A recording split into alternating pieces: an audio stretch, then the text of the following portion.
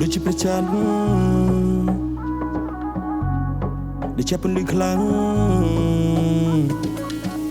ដូចជាព្រះច័ន្ទដែលកប់កាយអារម្មណ៍ដែលឃ្លាតឆ្ងាយខូចចិនក្នុងយំនីងហូរទាំងភ្នែកបើក្នុងពលឺកិនគិតថាយំនេះជំរាបសួរខ្ញុំមានឈ្មោះកុនរស្មីខ្ញុំមានអាយុ11ឆ្នាំខ្ញុំមានប្អូនភ្លោះឈ្មោះកុនកញ្ញារៀននៅថ្នាក់ទី6នៃសាលាបឋមសិក្សាទួលស្លែងតើបងលេងតេនីសយូរនៅខ្ញុំលេងតេនីសបាន1ឆ្នាំកន្លះហើយ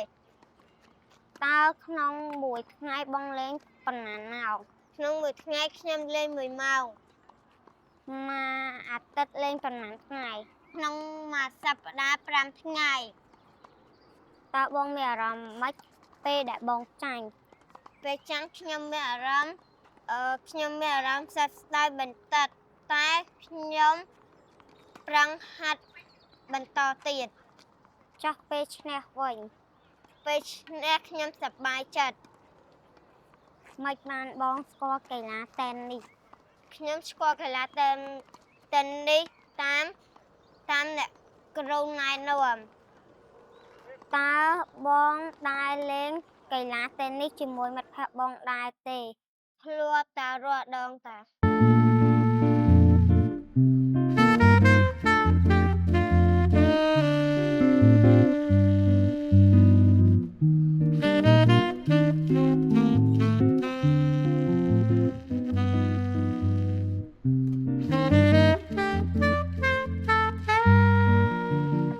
ការលេងថេននីសផ្ដល់ផលប្រយោជន៍អ្វីខ្លះដល់បងឯងការលេងថេននីសនេះផ្ដល់ផលប្រយោជន៍ឲ្យខ្ញុំមានសុខភាពល្អខួរក្បាលឆ្លាតនិងបានទៅលេងក្រៅប្រទេសនៅពេលមិត្តភក្តិបងឯងមានបញ្ហាបងឯងធ្វើម៉េចខ្ញុំជួយប្រាប់ខ្ញុំលួងគាត់ខ្ញុំបបួលគាត់ទិញនំញ៉ាំខ្ញុំបបួលគាត់លេងកីឡាចុះបងឯងមានអនុស្សាវរីយ៍អ្វីខ្លះជាមួយមិត្តភក្តិបងឯងមានអនុស្សាវរីយ៍ជាមួយមិត្តភក្តិ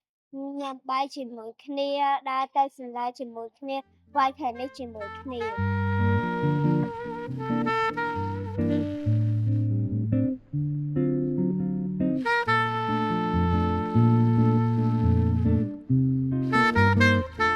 អនាគតខ្ញុំចង់ក្លាយជាគ្រូបង្រៀន